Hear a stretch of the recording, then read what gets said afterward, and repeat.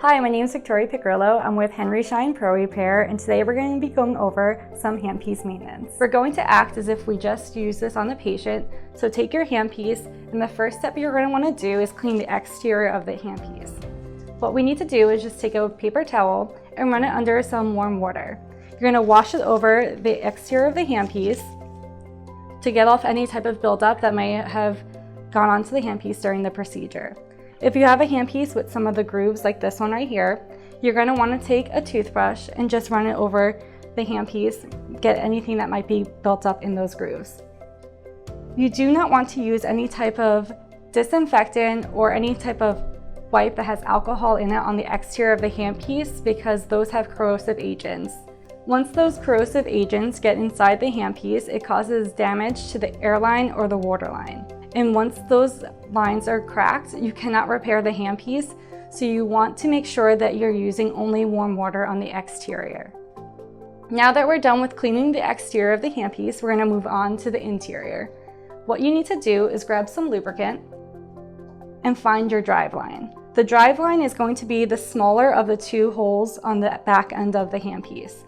If you need to reference, we do have a graph right here where you could see the different types of drive lines. Once you find your drive line, you're going to take your lubricant and put a few drops into that line. You're going to then take your handpiece and bring it back over to your station and hook it up to your tubing. You're going to want to run the handpiece over a paper towel and make sure that all the lubricant that you just put inside the handpiece comes out. You may see that it's discolored and that there's some buildup inside the handpiece coming out. That is good, that's what you want to see. You want to make sure that all that buildup is coming outside of the handpiece before we put it into the sterilizer. If we put it in the sterilizer before all that buildup is out, it's going to bake on into the interior of the handpiece and cause those lines to get clogged. So we're going to make sure that all that buildup is coming out, and once you see that the lubricant is no longer coming out and there's still some buildup, you're going to want to follow that step again and just put some more drops into the drive line and run it on the tubing. Once you see that all the lubricant is coming out and it's coming out clear, you're ready to move on to the next step and put it into the sterilizer. So we're going to take the handpiece, and we're going to want to remove the burr and put it inside the sterilizer. We're going to let the handpiece sit in the sterilizer and follow the sterilization process and make sure it goes through the complete cycle.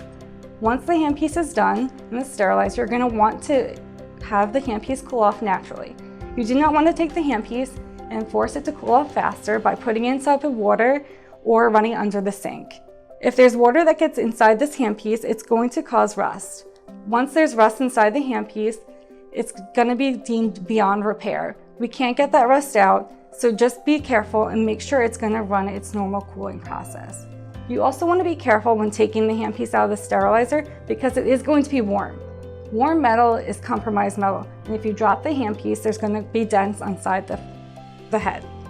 When there is a dent on the exterior of the head, it does cause the turbine to run improperly, and the handpiece is also deemed beyond repair at that point. So you just want to make sure it cools off naturally. Once the handpiece is cooled, you could take it and it's ready to use. Once you put some lubricant into the drive line again, run it over a paper towel to make sure that this turbine is lubricated and there's no friction.